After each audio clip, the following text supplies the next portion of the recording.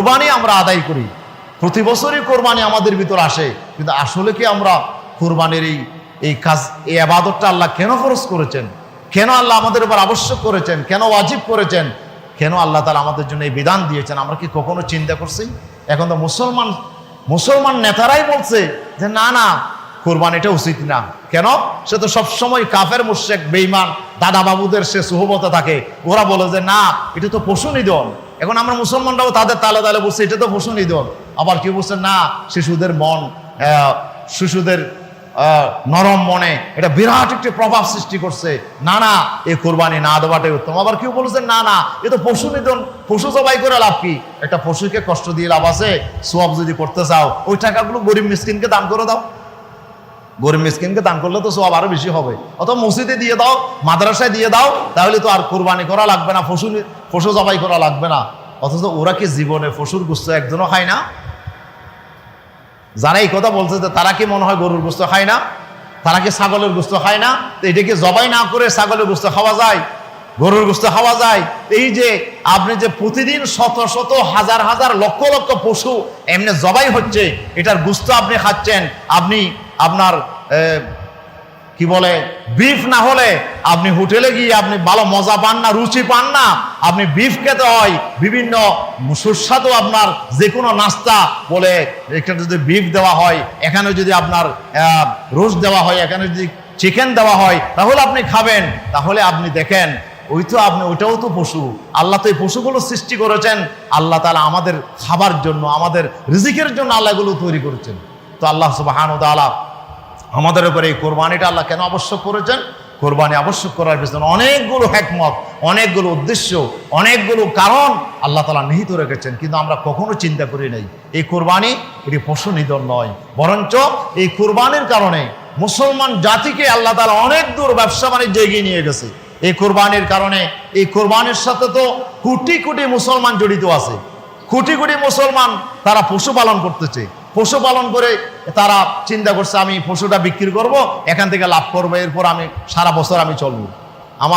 আমি যেই যার থেকে গরু কিনছি এবারে তো জিজ্ঞেস করলাম গরুটা কি কি তোমার বাড়ির না বাইরে? হতে না, আমাদের বাড়ির। তো এগুলো লালন পালন করে কি? বলে আমি, একজনে বললো আমি ফাজিলি পড়ি, আর একজনে বললো আমি কলেজে ফার্স্ট ইয়ারে পড়ি। তো বাবা থাকে বিদেশে, বাড়িতে আর কেউ নাই, তো এগুলো কে লালন পালন করে? আমরাই। আমাদের আর কোনো জব নাই, ব্যবসা নাই, আমরা চিন্তা করছি লেখাপড়ার ফাঁকে ফাঁকে আমরাই এই গরুগুলোকে লালন পালন করব, সারা বছর আমরা কাজ করি।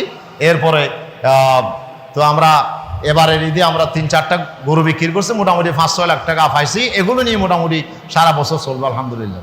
তাহলে তো একটা এরকম শত শত হাজার হাজার মানুষ আমাদের দেশে এই কোরবানির বিক্রি হবে, এই জন্য মানুষেরা কিনবে, এই জন্য মানুষ লালন পালন করতেছে। গরু ছাগল আপনার এই যে আপনার মহিষ, এগুলো ওঁট, এগুলো লালন পালন করতেছে মানুষেরা।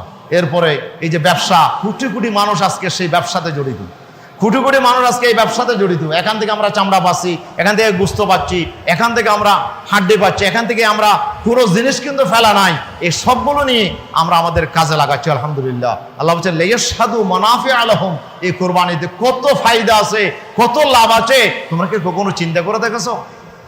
কোটি কোটি মানুষের কর্মসংস্থানের ব্যবস্থা হয়েছে এই কোরবানির কারণে। আল্লাহ যদি এই কোরবানি আমাদের উপর ওয়াজিব না করতেন, আবশ্যক না করতেন, এত মানুষ আপনার এত কর্মসংস্থানের ব্যবস্থা হতো না, কোটি কোটি মানুষের ব্যবসার আপনার ব্যবস্থা হতো না। আজকে কোটি কোটি মানুষ এই কোরবানি নিয়ে চলতেছে আলহামদুলিল্লাহ। এটাকে আল্লাহ তাআলা আমাদের জন্য ব্যবসা বাণিজ্য, চাকরির, আমাদের কর্মসংস্থানের আল্লাহ তাআলা একটা বিশাল ব্যবস্থা আল্লাহ তাআলা করে দিয়েছেন।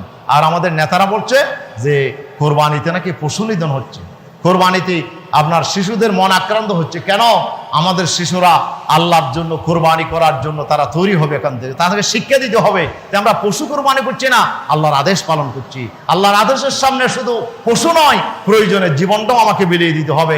আমার সন্তানকে আল্লাহ দ্বীনের জন্য তৈরি করার জন্য, আল্লাহ দ্বীনের জন্য ভাবে পশু যেভাবে জবাই হয়ে গেছে, হয়তো আমাকেও একদিন জবাই হয়ে যেতে হবে। আল্লাহ দ্বীনের জন্য আমাকে প্রস্তুতি নিতে হবে। আমি কি আমার সন্তানটাকে এই শিক্ষা দিতে পারি না? আমার সন্তানকে আগামীর ভবিষ্যতের চ্যালেঞ্জের জন্য আমি তৈরি করতে পারি না? সম্মানিত উপস্থিতি, আজকে আমরা কোরবানি নিয়ে অনেকে আজকে আমরা আপত্তি তুলছি কাফিরদের মতো। মুসলমানদের ভিতরে আজকে আপত্তি তোলা হচ্ছে নাউযুবিল্লাহি মিন যালিক, অথচ মুসলমান দাবি করি। আপনি দান করলে সওয়াব, কিন্তু যে ইবাদত আল্লাহ যেভাবে বলেছেন সেভাবে করা লাগবে। আপনি যদি বলেন যে রোজা রেখে লাভ কি, রোজা রেখে লাভ কি, রোজা মানি তো আসলে গরিবদের সহযোগিতা বা গরিবদের প্রতি সহানুভূতি, তো আমি গরিবদেরকে কিছু দান সৎকার করলাম, তো রোজা রেখে লাভ কি হবে? কিন্তু আল্লাহ তাআলা এই রোজার মধ্যে অনেকগুলো হিকমত রেখেছেন, যে ইবাদত যেভাবে করতে বলেছেন সেই ইবাদত সেভাবে করতে হবে। এই জন্য এক ইবাদত দিয়ে আরেক ইবাদতের অভাব ফিল আপ হবে না, আরেক ইবাদতের উদ্দেশ্য অর্জিত হবে না। এই জন্য আল্লাহ সুবহানাহু ওয়া তাআলা নামাজ ফরজ করার উদ্দেশ্য আছে, রোজা ফরজ করার উদ্দেশ্য আছে, যাকাত ফরজ করার উদ্দেশ্য আছে, কুরবানি ওয়াজিব করার আল্লাহ তাআলার একটা হিকমত বা উদ্দেশ্য আছে। এই জন্য কুরবানি ছাড়া এই হিকমত কখনো, এই উদ্দেশ্য কখনো অর্জিত হবে না। সেই জন্য কুরবানি এটাকে আল্লাহ তাআলা যে উদ্দেশ্যে আল্লাহ তাআলা ওয়াজিব করেছেন, এই উদ্দেশ্য অর্জন করার জন্য আমাকে আপনাকে চেষ্টা করতে হবে। সম্মানিত উপস্থিতির সময় আমার অনেক হয়ে গেছে, বাকি আলোচনা ইনশাআল্লাহ আমরা পরে করব। আজকে শুধু আমরা ভূমিকা হিসাবে এতটুকু কথা বললাম যে কুরবানি কেন আসছে এটা নিয়ে আমার চিন্তা করা দরকার, এটা নিয়ে আমার গবেষণা করা দরকার, এটা নিয়ে আমার রিসার্চ করা দরকার। আল্লাহ কেন কুরবানি আমাদের উপর আল্লাহ তাআলা আবশ্যক করে দিলেন? প্রত্যেক সামর্থ্যবান মুসলমানকে আজকে কুরবানি করতে হচ্ছে, প্রতিটা মুসলিম পরিবারকে কুরবানি করতে হচ্ছে। এই বিধান আল্লাহ কেন দিলেন? দেওয়ার পিছনে আল্লাহ তাআলার অনেকগুলো হিকমত আছে।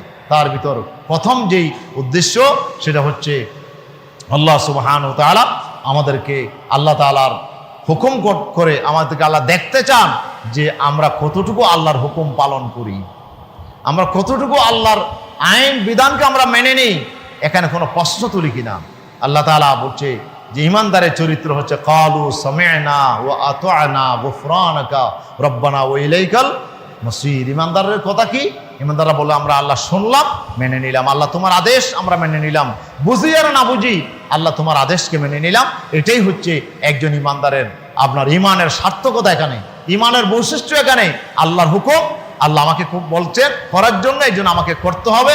আমি বুঝলেও করব, না বুঝলেও করব। আল্লাহ তাআলা আমাকে এই আদেশ করেছেন। আল্লাহ তাআলা ভালো জানেন যে আল্লাহ তাআলা কেন এই আদেশ আমাদের উপর ওয়াজিব করেছেন, কেন আমাদের উপর ফরজ করেছেন।